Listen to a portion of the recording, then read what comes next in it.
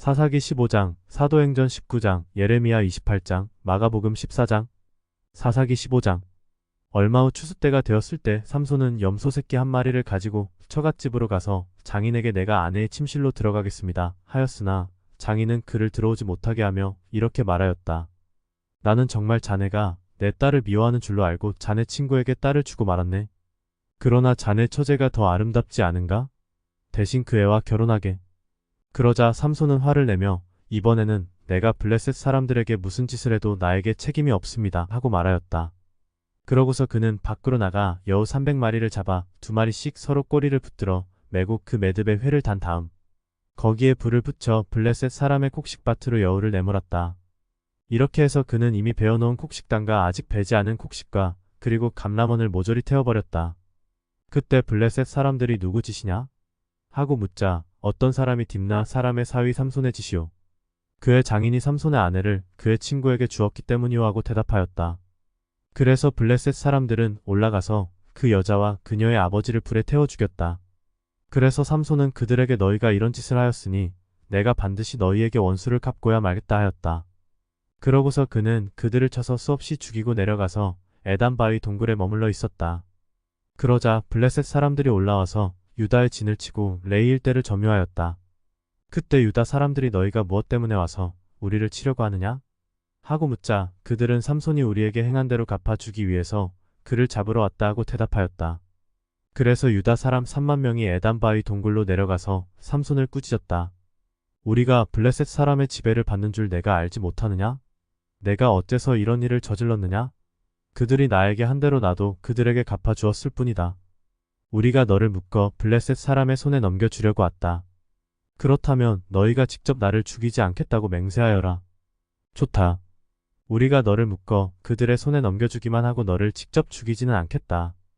그러고서 유다 사람들은 새 밧줄 2개로 그를 묶어 바위 동굴에서 끌어내었다. 삼손이 레이에 이르자 블레셋 사람들이 소리를 지르며 그를 향해 달려나왔다. 그때 여호와의 성령께서 그에게 강한 힘을 주심으로 그의 팔을 묶었던 밧줄이 불탄 새끼줄처럼 끊어져 그 손에서 떨어져 나갔다. 그래서 삼손은 당나귀 턱뼈 하나가 있는 것을 보고 그것을 집어 블레셋 사람 1000명을 죽이고 이렇게 노래하였다. 나귀 턱뼈 하나로 무더기에 무더기를 쌓았으니 내가 나귀 턱뼈 하나로 1000명을 죽였다네. 그러고서 삼손은 그 나귀 턱뼈를 집어 던지고 그곳을 라말레이라고 불렀다. 그러나 그는 목이 너무 말라 여호와께 부르짖었다. 주께서는 나에게 이처럼 큰 승리를 주셨습니다. 그런데 이제 내가 목말라 죽어야 하며 이방 민족 블레셋 사람의 손에 붙잡혀야 하겠습니까? 그때 하나님이 그곳 레이에 있는 한 우묵한 곳을 터지게 하셨다. 그러자 샘물이 솟아나와 삼손은 그 물을 마시고 원기를 다시 회복하였다. 그래서 그 샘을 에낙고레라고 불렀는데 그것이 오늘날까지도 레이에 있다. 삼손은 블레셋 사람들이 통치하던 시대에 20년 동안 이스라엘의 사사로 지냈다. 사도행전 19장. 아볼로가 고린도에 있는 동안 바울은 윗지방을 거쳐 에베소에 왔다. 바울은 거기서 몇몇 신자들을 만나 물었다. 여러분은 믿을 때에 성령을 받았습니까?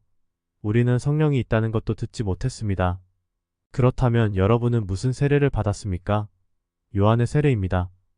요한은 회개의 세례를 주면서 사람들에게 자기 뒤에 오시는 분을 믿으라고 했는데 그분이 곧 예수님이십니다. 그들은 이 말을 듣고 주 예수님의 이름으로 세례를 받았다. 바울이 그들에게 손을 얹자 성령이 내려 그들은 방언도 하고 예언도 했는데 모두 12사람쯤 되었다. 바울은 회당에 들어가 3달 동안 담대하게 하나님의 나라에 대하여 말하고 사람들과 토론하며 그들을 설득하였다. 그러나 어떤 사람들은 마음이 굳어 믿으려 하지 않고 오히려 공공연하게 바울의 가르침을 비난하였다. 그래서 바울은 신자들을 데리고 그들을 떠나 날마다 두란노 학원에서 가르쳤다. 이렇게 2해를 계속하는 동안 아시아에 사는 유대인과 그리스 사람들이 모두 주님의 말씀을 듣게 되었다. 하나님은 바울을 통해 희한한 기적들을 행하셨다. 심지어 바울이 사용하던 손수건이나 앞치마를 가져다가 병든 사람에게 대기만 해도 병이 낫고 악한 귀신들이 나갔다. 이때 몇몇 떠돌이 유대인 무당들도 주 예수님의 이름을 이용하여 귀신들을 쫓아내려고 하였다. 그들은 악한 귀신들에게 바울이 전하는 예수의 이름으로 내가 너희에게 명령한다. 나오너라 하고 외쳤다. 유대인의 대제사장 스게와의 7 아들들이 이런 짓을 하였다. 그러자 악한 귀신이 나는 예수님도 알고 바울도 아는데 도대체 너희는 누구냐? 하고 대답하였다. 그러고서 귀신 들린 사람이 그들에게 달려들어 모두 때려 눕히자 그들은 상처를 입고 벗은 몸으로 그 집에서 도망쳐 나왔다. 에베소에 사는 유대인들과 그리스 사람들이 이 소문을 듣고 모두 두려워하며 주 예수님의 이름을 높이 찬양하였다. 그리고 많은 신자들도 찾아와서 자기들이 행한 일을 공적으로 고백하였고 많은 마술사들도 그들의 마술책을 모아 가지고 와서 사람들이 보는 데서 불태웠는데 그 책값은 무려 50영드라크마나 되었다. 이렇게 해서 주님의 말씀은 힘있게 계속 퍼져나갔다. 그 후에 바울은 마케도니아와 아가야를 거쳐 예루살렘에 올라가기로 결심하고 내가 거기 갔다가 후에 로마에도 가봐야겠다고 하였다. 바울은 자기를 돕는 사람 가운데 디모데와 에라스도 두 사람을 마케도니아로 보내고 그는 아시아에 얼마 동안 더 머물러 있었다. 그 무렵 사도들이 전한 주님의 말씀 때문에 에베소에 큰 소란이 일어났다. 거기에 데메드리오라는 은세공인이 있었는데 그는 은으로 아데미 여신의 모조 신전을 만들어 직공들에게 적지 않은 돈벌이를 하게 하였다. 그가 하루는 직공들과 동업자들을 불러놓고 이렇게 말하였다. 여러분, 우리는 이 사업으로 잘 살고 있습니다. 그런데 바울이라는 사람이 사람의 손으로 만든 것은 신이 아니라면서 에베소뿐만 아니라 온 아시아에서 많은 사람들을 설득하여 그들의 마음을 돌려놓은 것을 여러분도 보고 들었을 줄 압니다. 이러다가는 우리 사업에 대한 명성을 잃을 위험이 있을 뿐만 아니라 위대한 여신 아데미의 신전도 무가치하게 될 위험이 있습니다. 그렇게 되면 아시아와 온 세계가 섬기는 아데미 여신의 위엄마저 사라져버릴 것입니다. 그들은 이 말을 듣고 화가 머리끝까지 치밀어 올라 위대한 에베소의 여신 아데미여 하며 고래고래 소리쳤다. 이 일로 그 도시가 온통 소란해졌으며 군중들이 바울과 같이 다니던 마케도니아 사람 가이오와 아리스다고를 잡아가지고 일제히 연극장으로 달려갔다. 그때 바울이 군중들 앞에 나가려고 하자 신자들이 못 가게 말렸고 또 아시아 지방의 로마 관리 중 바울의 몇몇 친구들도 사람을 보내 연극장에 들어가지 말라고 간곡히 말렸다. 한편 군중들은 왜 모였는지조차 모르고 저마다 떠들어대서 연극장 안이 야단 법석이었다.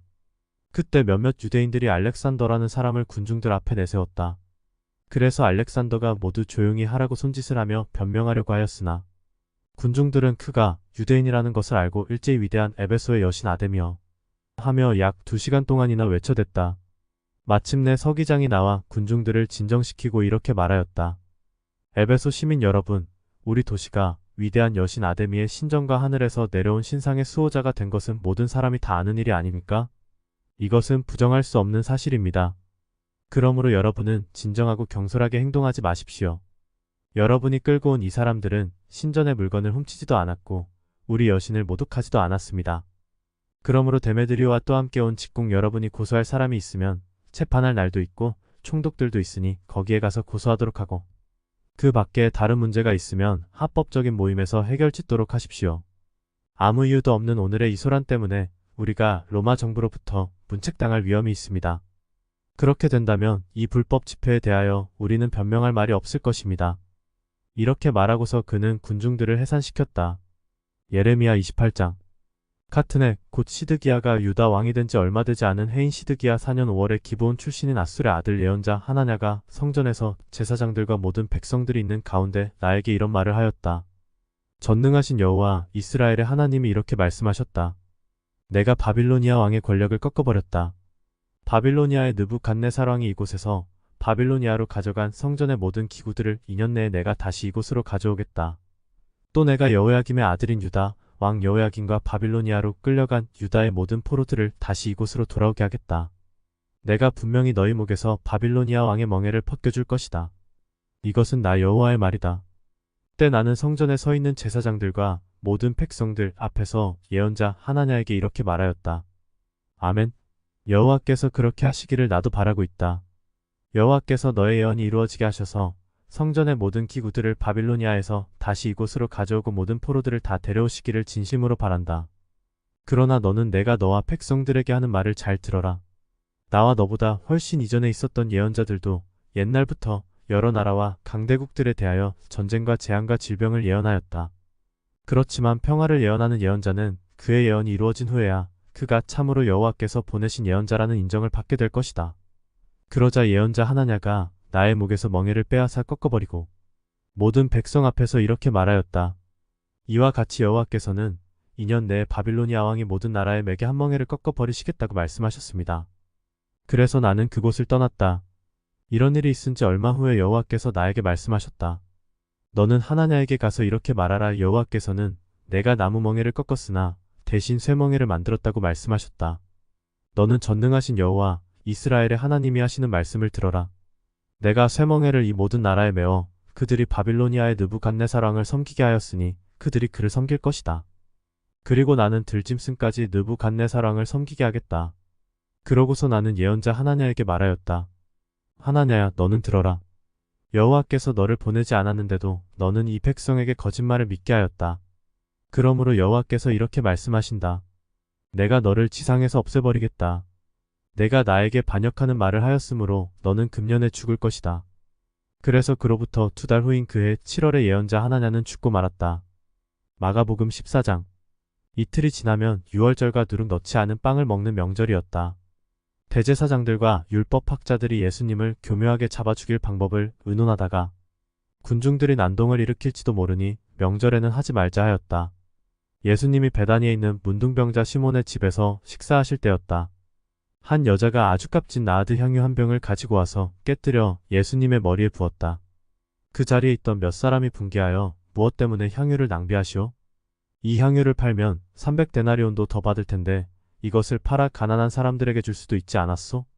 하며 그 여자를 호되게 꾸짖었다. 그러자 예수님은 이렇게 말씀하셨다. 내버려 두어라. 왜 그 여자를 괴롭히느냐? 그녀는 나에게 좋은 일을 하였다.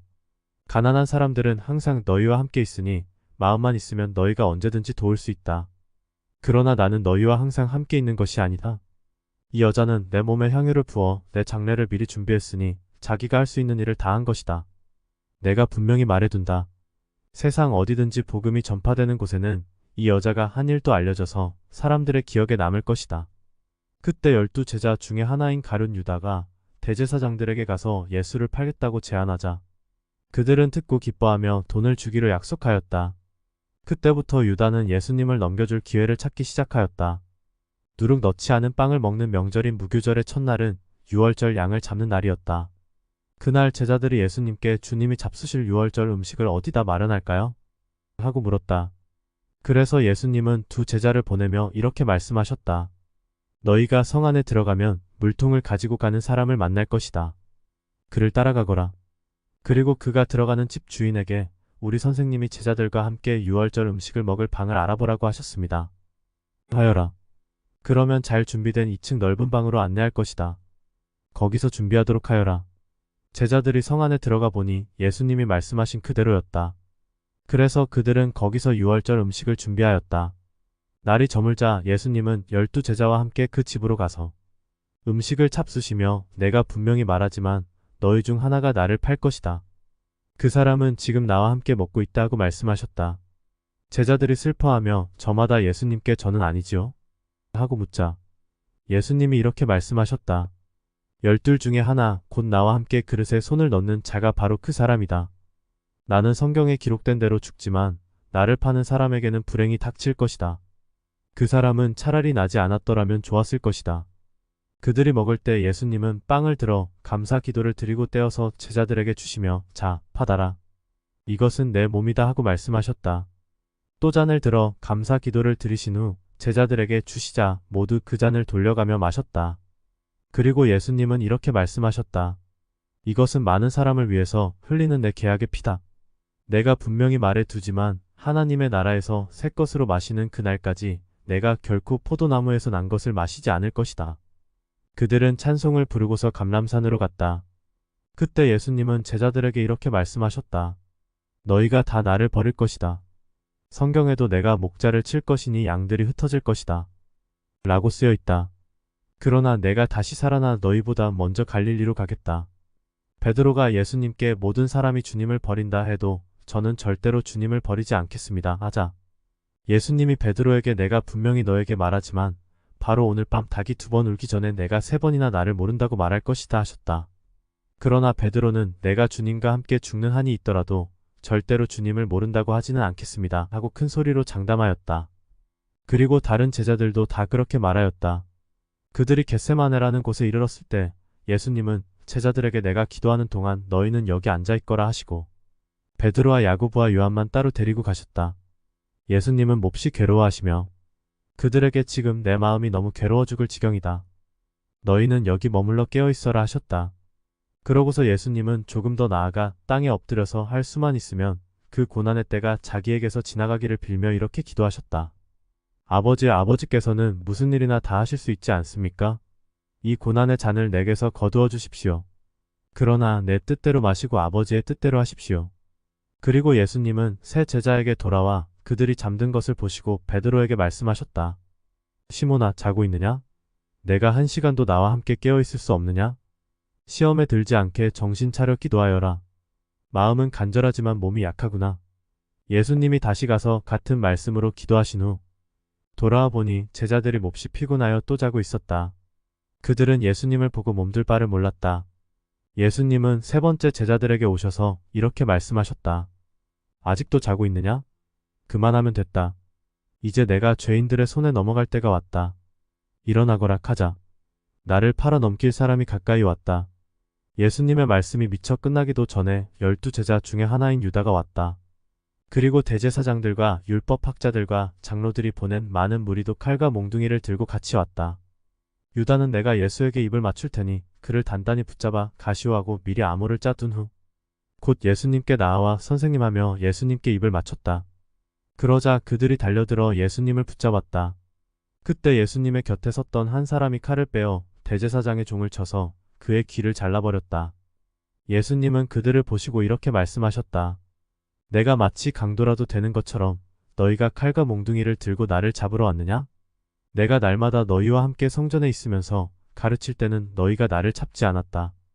그러나 이런 일이 일어나게 된 것은 성경 말씀을 이루기 위해서이다. 그 사이에 제자들은 예수님을 버리고 모두 도망쳐 버렸다. 그리고 한 청년은 배 혼잎을만 두르고 예수님을 따라가다가 그들에게 잡히자 두른 것을 팽개치고 알몸으로 달아났다. 그들이 예수님을 대제사장에게 끌고 가자 다른 대제사장들과 장로들과 율법학자들이 모두 모였다.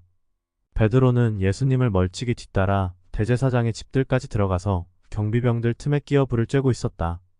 대제사장들과 유대인 의회에서는 예수님을 사형에 처하려고 증거를 찾았으나 전혀 찾지 못하였다. 많은 사람들이 예수님에 대하여 거짓 증언을 하였으나 그들의 말도 서로 맞지 않았다. 그때 몇 사람이 일어나 저 사람이 이 성전을 헐고 사람이 짓지 않은 다른 성전을 3일 만에 세우겠다고 하는 말을 들었습니다 하며 예수님에 대하여 거짓 증언을 하였다. 그러나 이 증언도 서로 맞지 않았다. 이때 대제사장이 일어나 예수님께 이들이 내게 불리한 증언을 하는데도 왜 대답이 없는가? 하고 물었다. 그래도 예수님이 침묵을 지키시고 대답을 하시지 않자 대제사장은 내가 하나님의 아들 그리스도냐? 하고 다시 물었다. 그래서 예수님은 그렇다. 내가 전능하신 분의 오른편에 앉은 것과 구름을 타고 오는 것을 너희가 볼 것이다 하고 대답하셨다. 그러자 대제사장이 자기 옷을 찢으며 이 이상 무슨 증거가 더 필요하겠는가? 여러분도 저 사람의 모독적인 말을 다 들었습니다. 여러분은 어떻게 생각합니까? 하자 그들은 모두 예수님이 사형을 받아야 마땅하다고 하였다. 그리고 어떤 사람들은 예수님께 침을 뱉기도 하고 얼굴을 가리고는 주먹으로 마구치며 예언자야 너를 때리는 사람이 누군지 알아맞혀 보아라 하고 조롱하였고 경비병들도 예수님을 넘겨봤더니 뺨을 쳤다. 한편 베드로는 아랫뜰에 있었다. 그때 대제사장의 여종 하나가 와서 불을 쬐고 있는 베드로를 유심히 보더니 당신도 나사렛 사람 예수와 한패지요? 하였다. 그러나 베드로는 도대체 무슨 소리를 하는지 모르겠어. 당신이 하는 말을 이해하지 못하겠단 말이오. 하고 부인하며 현관으로 나갔다. 그러자 닭이 울었다. 그 여종이 다시 베드로를 보고 곁에 선 사람들에게 이 사람은 예수의 제자가 틀림없어요 하였으나 베드로는 이번에도 모르는 일이라고 딱 잡아떼었다. 잠시 후 거기 섰던 사람들이 다시 베드로에게 당신도 갈릴리 사람인 걸 보니 그들과 한패임이 틀림없어 하자 베드로는 만일 자기가 그런 사람이라면 저주를 받을 것이라고 맹세하면서 나는 당신들이 말하는 이 사람을 정말 모릅니다 하였다. 바로 그때 닭이 두 번째 울기 전에 내가 3번이나 나를 모른다고 말할 것이다 라고 하신 말씀이 생각나서 한없이 울었다.